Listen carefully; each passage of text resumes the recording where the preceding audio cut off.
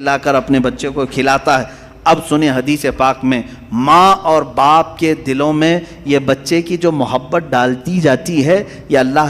Hello friends, السلام علیکم. میرا نام ہے محمد صدام اور آپ دیکھ رہے ہیں مکس پرو یوٹیوب چینل.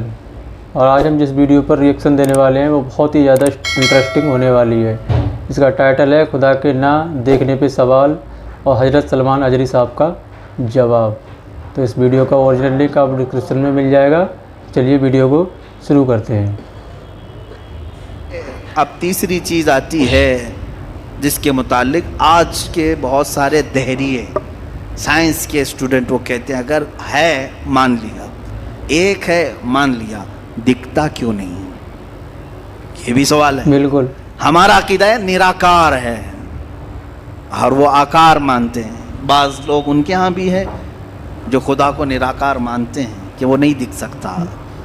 میرے عزیزو، یہ جن لوگوں نے ہم سے سوال کیا کہ پھر وہ دکھتا کیوں نہیں، وہ دکھتا کیوں نہیں، اس کے لیے میں جواب یہ بتاؤں گا کہ اگر انسان جس طرح سے آج پیدا کیا گیا، جتنی اس کے اندر کمزوریاں ہیں، انسان کی آنکھوں میں پورا کا پورا سورج نہیں سما پا رہا ہے. بالکل. کڑی دھوپ میں سورج کو کیوں نہیں دیکھتے؟ وہ تو دکھ رہا ہے نا، تو دیکھو 1 گھنٹہ. بالکل صحیح ہے. دیدار کرو، درشن کرو سورج کی. کیوں نہیں کرتے؟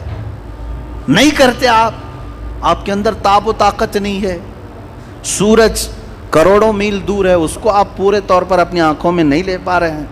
تو یہاں سے تم سب کو پتہ چلا کہ میری آنکھیں کمزور ہیں، دنیا کی بڑی چیزوں کو میں سما نہیں سکتا. تو یہ تو سورج کے بارے میں کہہ رہا ہوں جو رب ذوالجلال کی ہزاروں نہیں کروڑوں تخلیقات میں سے ایک ذرہ ہے. اس ایک ذرے کو ہماری آنکھیں نہیں سما پاتی تو پورے کائنات کے خدا کو، رب ذوالجلال کی تجلیات کو کیسے سما پائے؟ بے شک آنکھوں میں کیسے اسے سما سکتے؟ اسی لیے اللہ نے قرآن میں فرمایا لا یدرکہ الابصار، اس کو کوئی آنکھ گھیر نہیں سکتی. بالکل بالکل. وہ کیوں؟ سوال بھی تو ہے کہ اگر گھیر لے آنکھیں، ہو کیا جاتا اگر اللہ کو دیکھ لیتے؟ تو اس کے متعلق فلسفی طور پر بھی اور اسلامی طور پر بھی میں بتاؤں. میرے عزیزو، عقیدہ ہمارا یہ ہے کہ اللہ، اس کا کوئی سائز نہیں. بالکل بے شک. اس کا کوئی سائز نہیں. اتنا چوڑا، اتنا اونچا، اتنا لمبا، اتنا چھوٹا، یہ چیز ہے نہیں. ہم اس کو مان نہیں سکتے. تو جب آنکھوں میں تمہارے کوئی چیز آئے گی تو وہ سائز والی ہی آئے گی. بے شک. کچھ تو سائز ہوگا اس کا، چاہے وہ 100 کلومیٹر والا ہو. اگر آنکھوں میں آ گئی تو سائز بن گیا، اور جس چیز کا سائز بن گیا وہ خدا ہو نہیں سکتا. بے شک. بالکل. ہمارے ہاں یہ عقیدہ ہے کہ اللہ تبارک و تعالی جسم و جسمانیت سے پاک ہے، مکان و مکانیت سے پاک ہے. اس کی یہ تمام چیزیں ایسی نہیں جس طرح انسان کی آنکھ، ہاتھ، پیر، منہ، پیٹ، یہ تمام چیزوں سے وہ پاک ہے. بالکل. وہ جیسا ہے وہ اللہ بہتر جانے.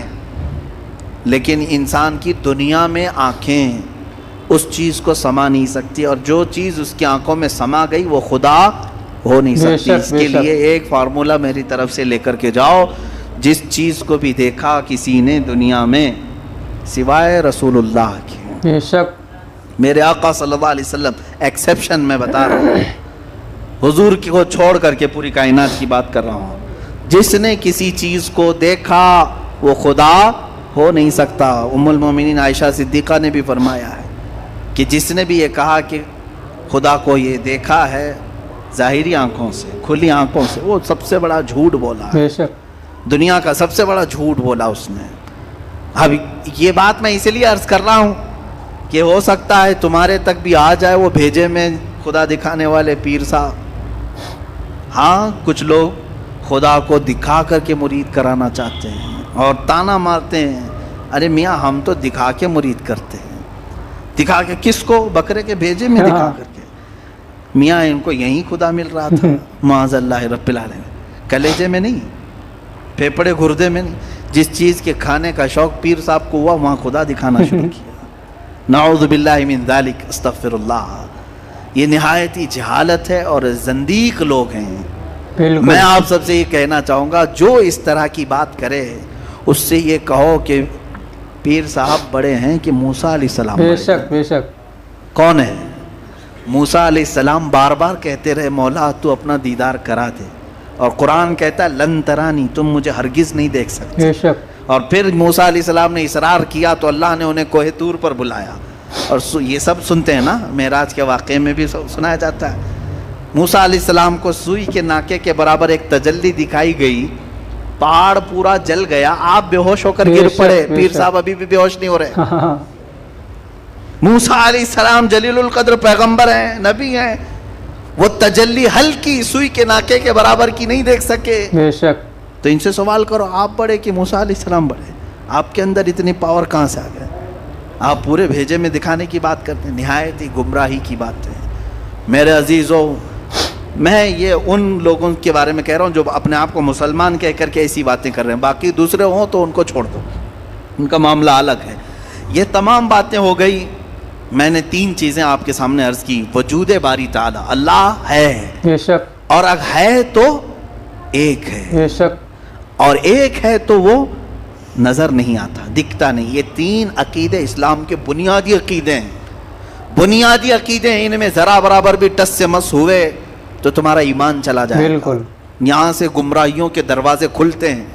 جنہوں نے خدا کے وجود کا انکار کیا وہ ملحد ہو گئے، جنہوں نے اسے ایک سے زیادہ مانا وہ مشرک ہو گئے، بے شک. جنہوں نے اس کو دیکھنے والا سمجھا وہ گمراہ ہو گئے.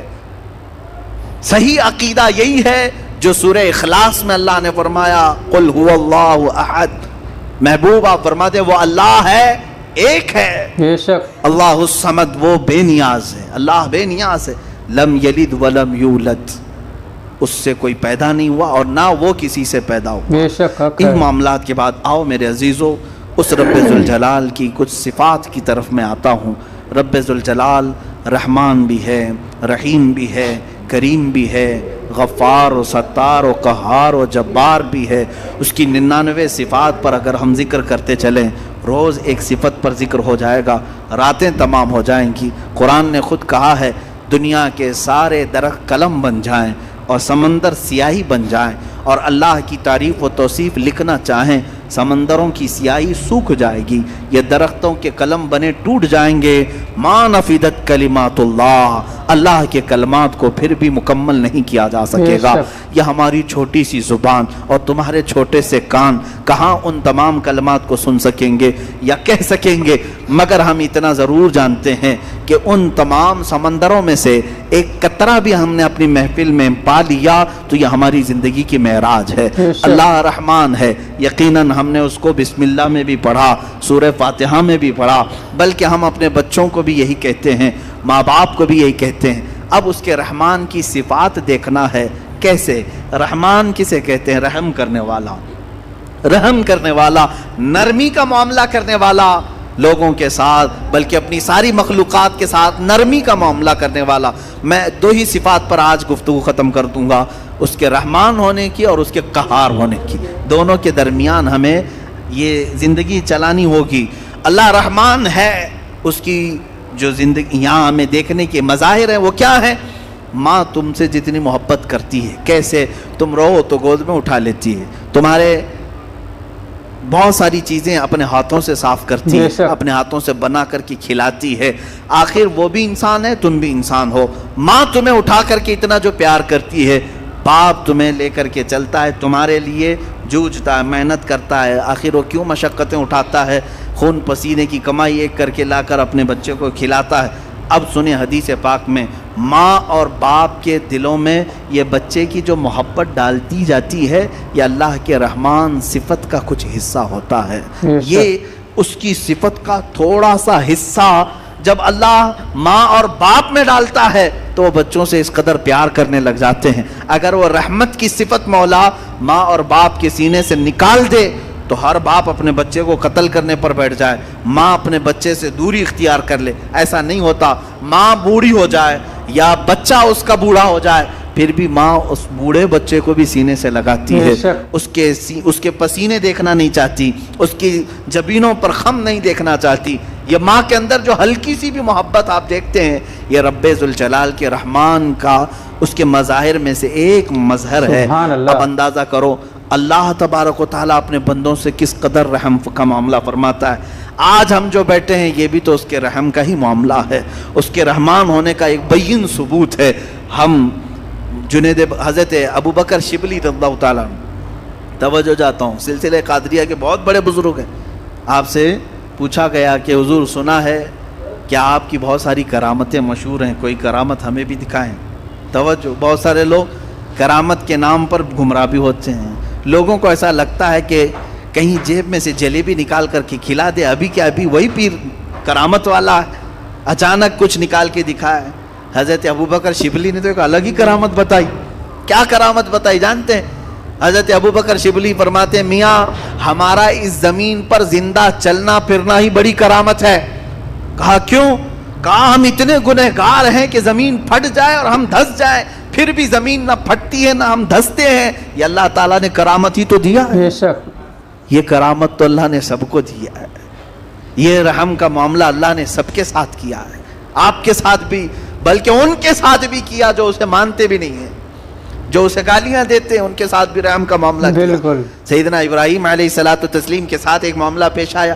آپ بغیر مہمان کے کبھی کھانا نہیں کھاتے تھے, 2 دن بھی اگر کوئی مہمان نہیں آتا تو آپ کھاتے نہیں. ابراہیم علیہ السلام 2 دن تک بھوکے رہے.